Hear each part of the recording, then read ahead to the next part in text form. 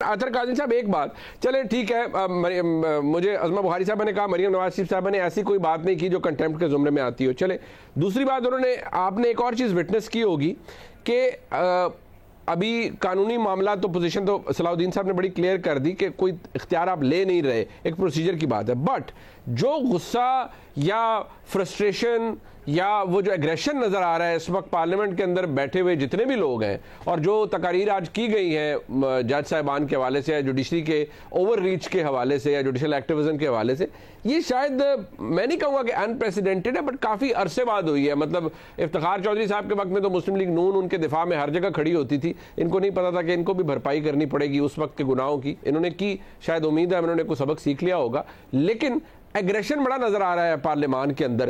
اس کی کیا وجہ ہے؟ ویسٹڈ انٹرسٹ یا نہیں واقعی کورس کریکشن کی ضرورت ہے اور کچھ معاملات کو درست کرنا ضروری ہے؟ دیکھیں جہاں تک انصاف کا نظام ہے چاہے اوپر سے لے کے نیچے تک، اس میں اصلاحات کی ضرورت ہے، اس سے کوئی انکار نہیں کر سکتا. لیکن اس وقت جو ہو رہا کیا ہے اس کو سمجھنا بہت ضروری ہے. جس طرح ابھی کہا گیا کہ جسٹس اعجاز الاحسن صاحب اس بینچ میں کیوں بیٹھے ہیں، دیکھیں یہ سمجھنا بہت ضروری ہے. اس وقت کیا نون لیگ کے خلاف کوئی کیس چل رہا ہے؟ اس وقت کیا پیپلز پارٹی کے خلاف کوئی کیس چل رہا ہے؟ یہ کیوں اتنی تقریریں پارلیمان کے اندر معزز جج صاحبان کے خلاف ہو رہی ہیں، عدلیہ کے خلاف ہو رہی ہیں؟ مریم بی بی نے اچانک جج صاحبان کی تصویریں لگا کے جلسوں میں ان کے خلاف جو ہے الزامات لگانے شروع کر دی. یہ کیوں ہو رہا ہے؟ یہ مین کوسچن ہے. بات یہ ہے کہ یہ لوگ انتخابات سے خوف زدہ ہیں، ان کو پتا ہے کہ وہاں سے کوئی فیصلہ نہ آ جائے اور ہمیں انتخابات میں نہ جانا پڑے، اس لیے کہ ابھی جو معزز بینچ بیٹھا ہوا ہے وہ تو نہ نون لیگ کے حوالے سے کوئی کیس سن رہا ہے نہ وہ پیپلز پارٹی کے حوالے سے کوئی کیس سن رہا ہے. کیس تو 2 صوبوں میں انتخابات کا ہے، تو وفاق میں کیوں اتنی آگ لگی ہوئی ہے؟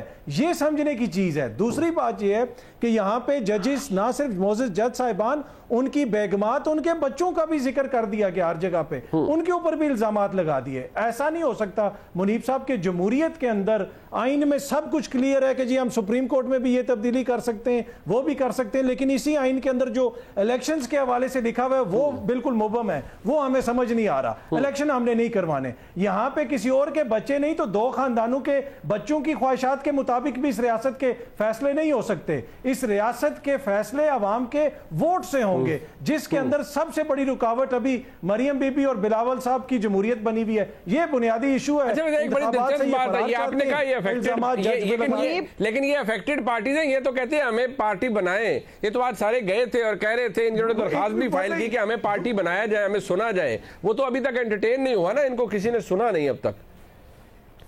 منیب صاحب پاکستان کی عوام ہی افیکٹڈ پارٹی نہیں ہے، جنہوں نے ووٹ ڈالنے جن کے ووٹ کا رائٹ رکا ہوا ہے، باقی سارے افیکٹڈ ہیں. بھائی 2 صوبوں کے اندر ووٹ پارٹیوں کو ڈالنا ہے نا، 18ویں ترمیم ووٹ ڈالنا تو عوام نے ہے نا، اور صوبائی سطح پہ ڈالنا ہے، عوام نے ڈالنا ہے. 18ویں ترمیم کے بعد یہ کہتے تھے ہم نے صوبوں کو خود مختاری دے دی ہے، اب یہ کہہ رہے ہیں کہ ہم سے صوبہ اجازت لے گا تو اسمبلی توڑے گا. یہ پھر کدھر گئی 18ویں ترمیم؟